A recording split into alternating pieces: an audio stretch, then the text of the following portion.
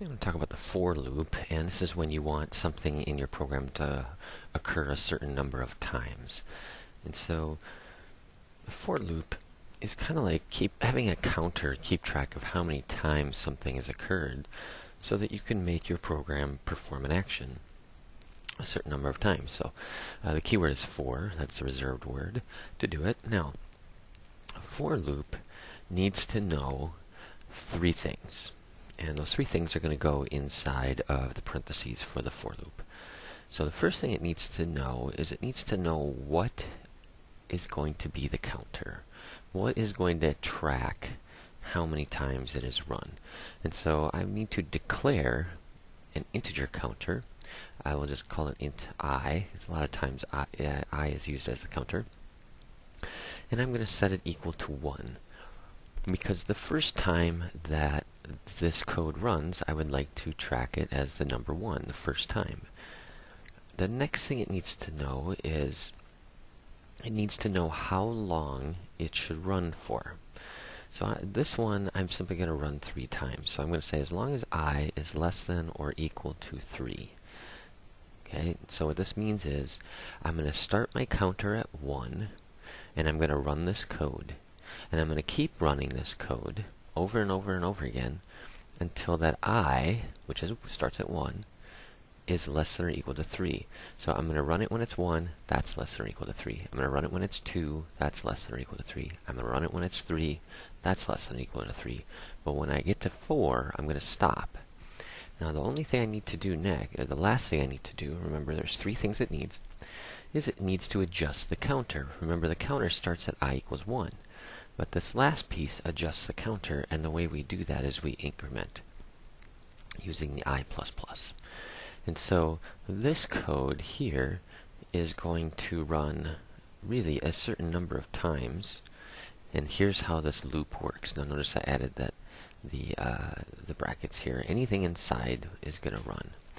So it says for this counter starts at 1, and I'm going to increment it each time you do it.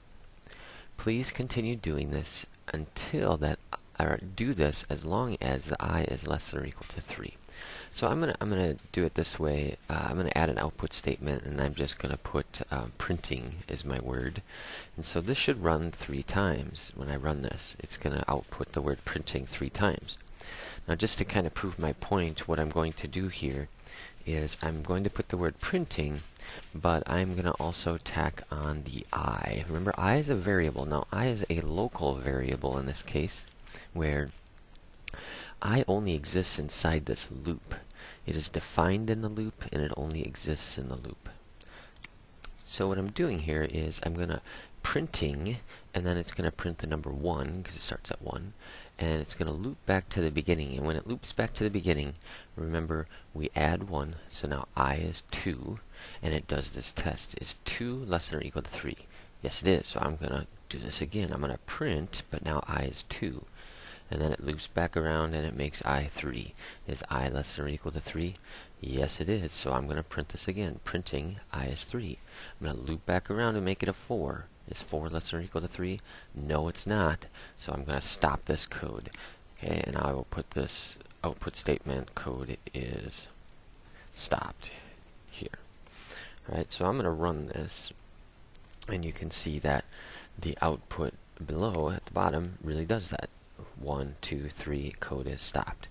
And so that is your very, very basics of a for loop, is you just need to initialize your variable. You need to have your test, so you need to know when it continues, and you need to have your change of variable. Okay, now I++ is the most common thing to do because really you're using it as a counter. Now I could change the I variable by other means, and I could go I equals I plus 1, like this. That would do the same thing.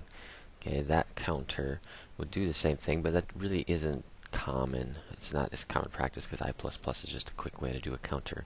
I could do I plus 2 if I wanted to, and now think about how that might change my output.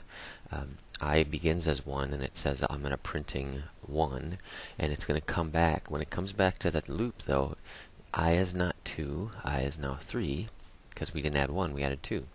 And so when I run this code, it's important to understand that we actually skipped one of the outputs here because I did not include the I equals 2 portion of this loop. And so, you know, there's a lot of other ways to do it, and there's a lot of tricky questions, and you really should understand the logic here. I can make some changes. I'm gonna put this back to I++ because it's important to talk about some other changes that could occur here actually for testing purposes and to kind of quiz your knowledge.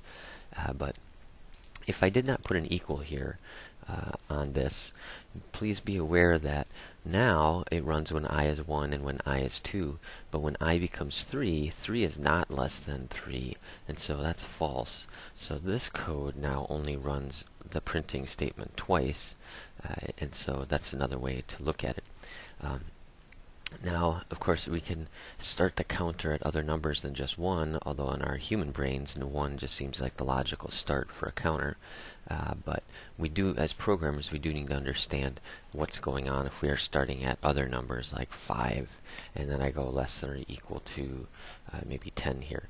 Now, the common error would be to see that this is going to run 5 times, but you have to be very careful. Now count on your fingers, first of all. It starts at 5, and then 6, and then 7, and then 8, and then 9, and then 10.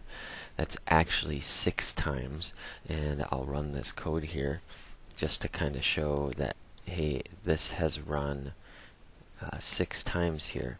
1, 2, 3, 4, 5, 6 times. And so it's a little counterintuitive.